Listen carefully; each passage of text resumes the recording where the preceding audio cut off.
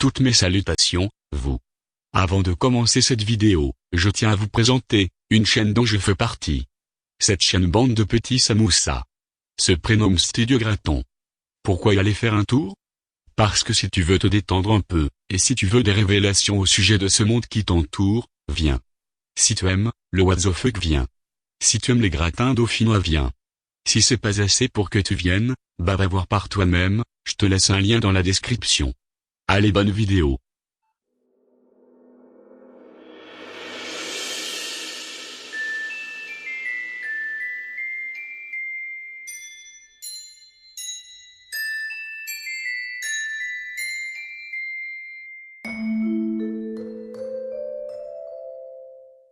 Bonjour vous, mes petites âmes égarées, mangeuses de chatons albinos unijambistes bridés, c'est Apollyon.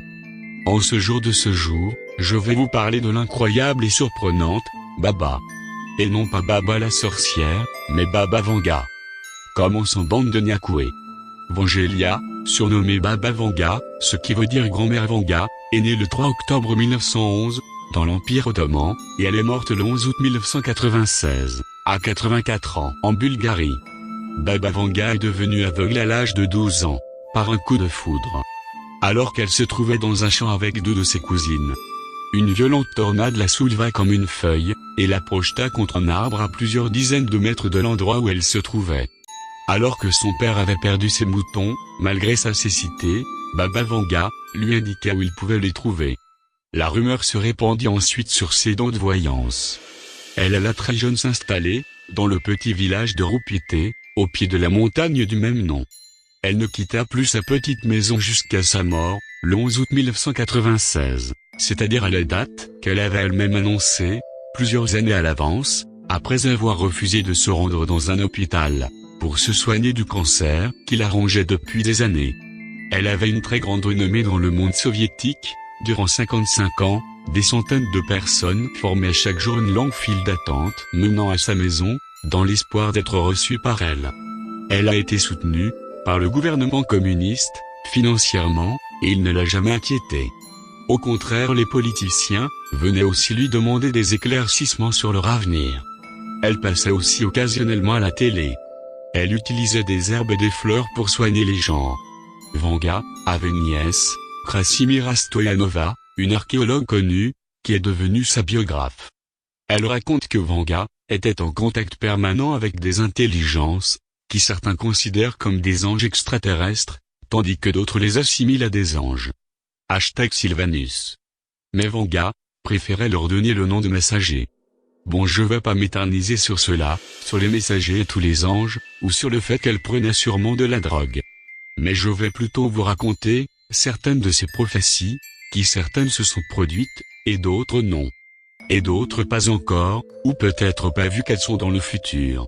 Elle a prédit l'élection d'un président noir dans un futur indéterminé, qui serait le dernier président des États-Unis avant son effondrement. En 2008, durant les mois qui précédèrent l'élection d'Obama, les blocs des pays de l'Est étaient en effervescence, car il y avait eu des fuites. L'étrange prophétie de Vanga, au sujet du futur président américain, circulait déjà en Russie depuis plusieurs années. À l'époque où elle avait fait cette prédiction, c'était George Bush père, qui présidait les États-Unis. Elle avait alors annoncé qu'à la fin du règne de George Bush, et pour la première fois dans son histoire, ce pays serait dirigé par une personne de couleur noire. Or, c'est Bill Clinton qui avait succédé à George Bush père, ce qui semblait donner tort à Vanga. À l'époque, ses détracteurs, journalistes pour la plupart, n'avaient pas manqué de se moquer d'elle, et tenter de tourner ses capacités médiumniques en dérision.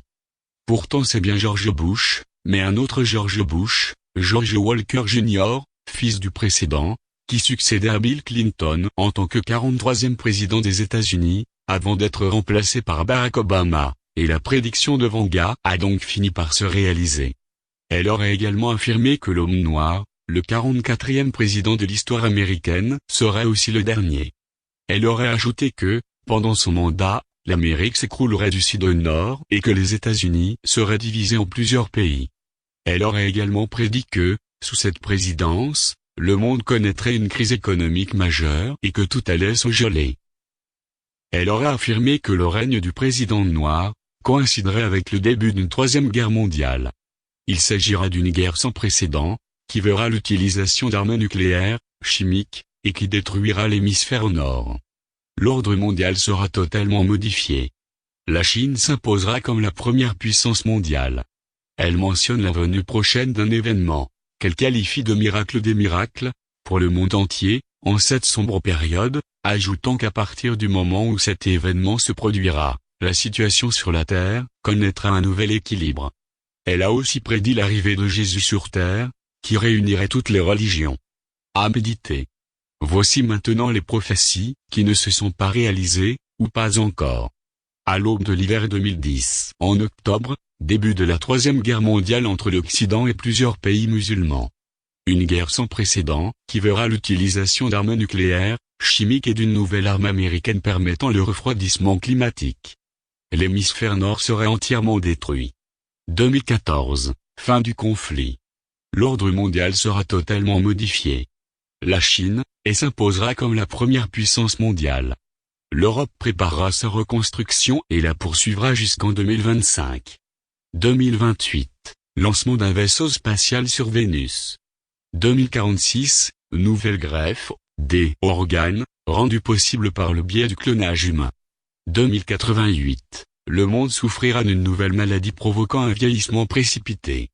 2170, sécheresse sans précédent sur une grande partie de la planète. 2221, l'humanité prend définitivement conscience de la réalité d'une présence extraterrestre sur Terre. 2288, une nouvelle invention permet d'effectuer des voyages dans le temps.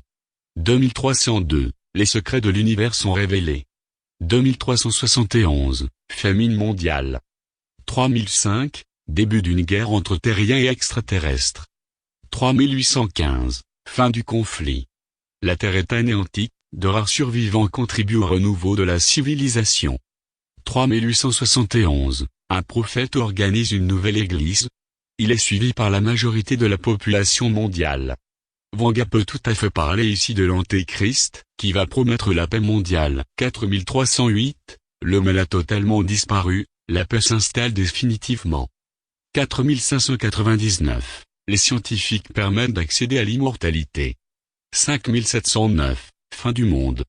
La dernière partie part dans un délire un peu science-fiction, mais il faut réfléchir sur ça. Est-ce notre destin? Lui-même peut-il être prédit? Sommes-nous manipulés? Ces questions resteront sûrement sans réponse.